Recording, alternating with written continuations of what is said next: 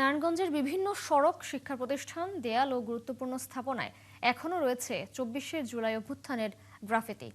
রংতুলিতে আঁকা এসব দেয়াল চিত্রে উঠে এসেছে বৈষম্যহীন সমাজ, দুর্নীতিমুক্ত প্রশাসন, ন্যায় বিচার, সুশাসন ও নতুন বাংলাদেশের স্বপ্ন। তবে এখন সেই প্রত্যাশা পূরণ নিয়ে উঠছে নানা প্রশ্ন।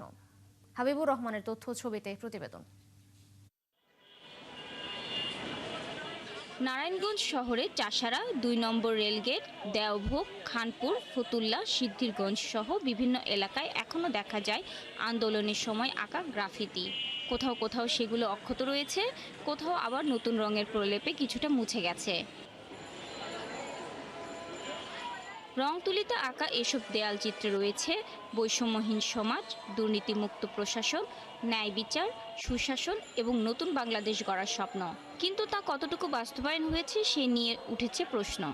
দেয়ালের লিখনগুলোতে ফুটে উঠেছিল বৈষম্যহীন একটি রাষ্ট্র, এবং যেই রাষ্ট্রে প্রত্যেক নাগরিক তার সমান অধিকার পাবে, প্রত্যেকটা জাতি এই বাংলাদেশে সুন্দরভাবে বসবাস করবে। কিন্তু আমরা জুলাইয়ের পরে সেই গ্রাফিতির আর কোনো বাস্তবায়ন ওইভাবে আমরা দেখতে পাইনি। ছাত্র জনতা যে আকাঙ্ক্ষা নিয়ে জুলাই গণঅভ্যুত্থান হয়েছিল, সে আকাঙ্ক্ষার আমার মনে হয় না যে 20% বাস্তবায়ন হয়েছে। জুলাই সনদ বাস্তবায়ন হয় নাই, আদৌ এটা আলোর মুখ দেখবে কিনা এটা সন্দেহহীন আছে। জাতীয় নাগরিক পার্টির জেলা সাংগঠনিক সম্পাদক জানান, জুলাই আন্দোলনের মূল লক্ষ্য বৈষম্যহীন, গণতান্ত্রিক ও জবাবদিহিমূলক রাষ্ট্র গঠন, যা বাস্তবায়ন করতে এখনও অনেক কাজ বাকি রয়েছে। আমরা এই জুলাইকে কেন্দ্র করে উদ্যোগ নিয়েছি আবারও এই 24-এর জুলাইয়ের মতো, আগস্ট পরবর্তী সময়ে যেভাবে গ্রাফিতি অঙ্কন হয়েছিল, আমরা জাতীয় নাগরিক পার্টি নারায়ণগঞ্জ জেলা এবং এর সহযোগী অঙ্গ সংগঠন উদ্যোগ নিয়েছি। আমরা এবছর এই জুলাইকে কেন্দ্র করে আমরা বিভিন্ন জায়গায় আবার গ্রাফিতিগুলো অঙ্কন করব। সুশীল সমাজের প্রতিনিধিদের মতে, জুলাই আন্দোলনের অঙ্গীকার বাস্তবায়নে প্রশাসন, রাজনৈতিক নেতৃত্ব এবং নাগরিক সমাজকে সমন্বিতভাবে কাজ করতে হবে।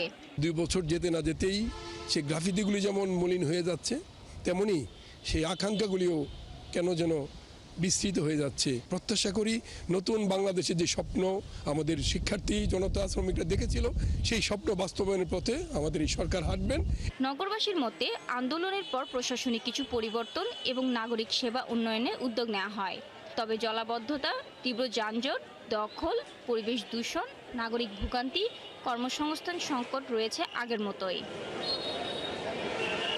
শাকিলা সিথি, ৭১।